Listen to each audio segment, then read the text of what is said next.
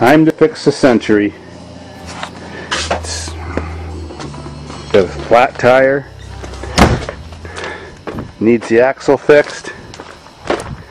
Needs the lower rad hose. It's dripping right there. Problem is with these cars, when you crush the rad cradle in, it causes the lower rad hose to rub on the air conditioning pulley. So once I get it running, I've got to drive it backwards, tie it to something, pull out the rad cradle, then I can put the hose on. But this thing is running amazing. Well, here's the axle. As you can see, I'm rotating the wheel. Sounds horrible. Part of the axle's turning and the other part isn't. So way over here in my junk pile, I have another motor, probably seized up by now, but it's got a good axle. Well, after I unbolt the ball joint, which is pretty simple, I get my big long unbendable wrecking bar or pry bar, stick it in the A-arm, push down, and on pretty much all cars that's how I release the ball joint and how I put it back in. It's really simple. Most times you can do it by yourself. So it's released now.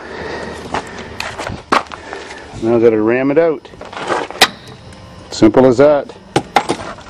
And there's what the end of a broken axle looks like, and that's what the other end looks like. So now I've got to put a new end on because my other axle isn't the right length.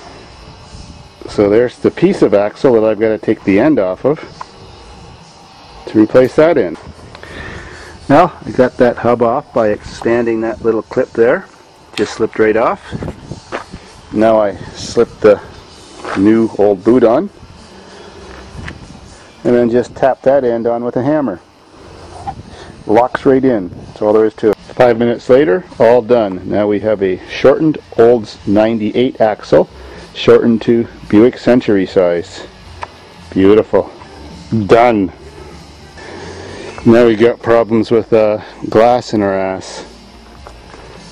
Fucking vandals busted my window out. Look at that pile of redneck diamonds. Well, someone donated one of those this week, so now we're all set. Well, I'm about to install the battery and see if she's back to life again. Done. Now the big test. Oh, glass in my ass. Sweet.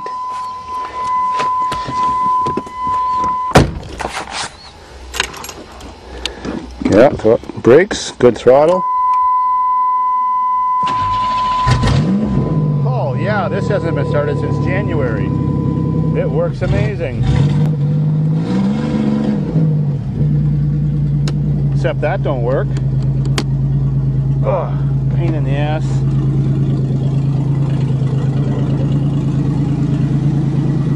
Don't you love the sound of redneck exhaust in the afternoon? Even the eyes are alive a little.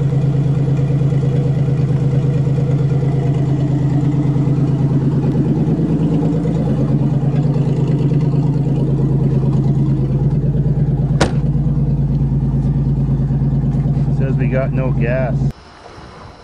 I'll use the tractor as a dead weight to yank out the rad cradle with the chain.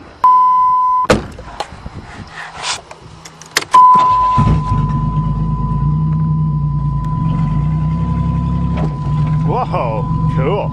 After a jerk like that, now you can see where the hose got cut into with the air conditioner and the polish mark made on the belt. I'll give her one more shot. When you convert one of these celebrities or Buick Centuries or A-body GM cars to a serious off-road machine, it's one mod you got to quickly make. That little arc piece of steel is a lower rad hose protector. Now that I've just made a joint down there and fixed my lower rad hose that rubbed against the pulley, I have to put a hose clamp on and put this on top, so when it does rub again, it's going to rub on here. No big deal. Well, even though this car looks like the current condition of the United States, all messed up I mean, it's the best working car on the farm. Well, maybe, I can't decide. Let's go for the maiden voyage of 2008. It's even got an onboard reservoir.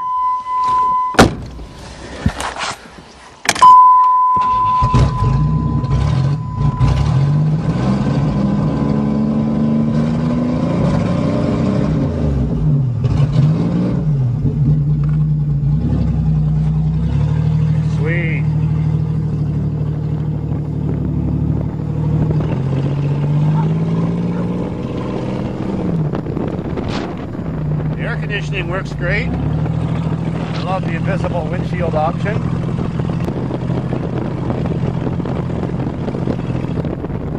Hey, there's the hitchhiker. I wonder if she wants to come for a ride.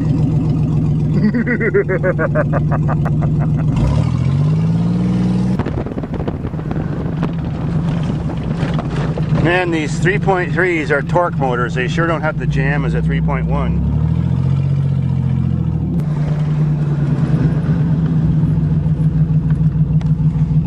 Made it this far. Well, I guess the worst thing about having one of these invisible windshields is the standard invisible rear view mirror too.